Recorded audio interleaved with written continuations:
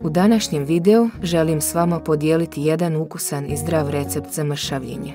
Ovaj osvježavajući napitak je pun korisnih sastojaka koji mogu pomoći u podršci vašim ciljevima mršavljenja. Prije nego što krenemo, evo što vam treba za ovaj recept.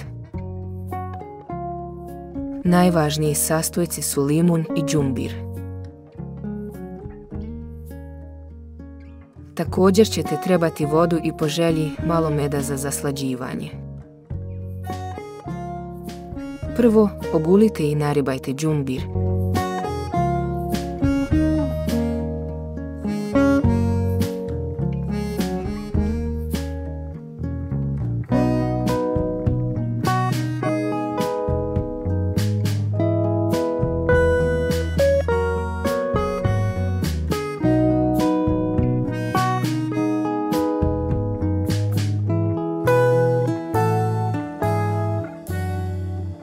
A zatim iscijedite limun kako biste dobili svježi sok.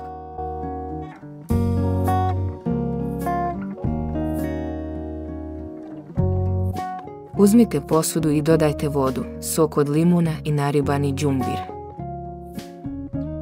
Promiješajte sve sastojke dok se dobro ne sjedine. Ako volite slađu limunadu, možete dodati malo meda. Tada sve ponovno dobro promiješajte. Ostavite da malo odstoji, a onda procijedite i konzumirajte. Med dodaje slatkoću bez dodavanja šećera, a voda pomaže u hidrataciji tijela. Ovaj jednostavni napitak ima malo kalorija, a đumbir i limun su prirodni diuretici i detoksikatori, što znači da mogu pomoći u eliminiranju toksina i viška vode iz tijela. Jedan od načina da iskoristite prednosti limunade sa đumbirom za mršavljenje je da je pijete svježe pripremljenu ujutro na prazan želudac. Ovo može pomoći u poticanju probave i metabolizma od samog početka dana.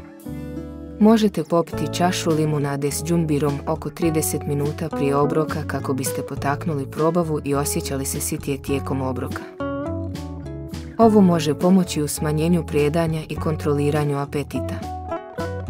Umjesto da pijete gazirane ili zaslađene napitke koji mogu sadržavati puno kalorija, možete odabrati limunadu s đumbirom kao zdraviju alternativu.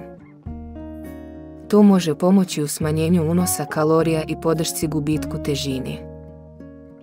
Limunada s đumbirom može se konzumirati tijekom cijelog dana kao osvježavajući napitak. Ovo može pomoći u hidrataciji i dodavanju okusa vodi, što može potaknuti pijenje više tekućine. Nadam se da vam se svidio ovaj jednostavan recept za limunadu od đumbira i limuna za mršavljenje. Hvala vam što ste pogledali ovaj video. Ako vam se svidjelo, lajkajte i pretplatite se na moj kanal za još sličnog sadržaja.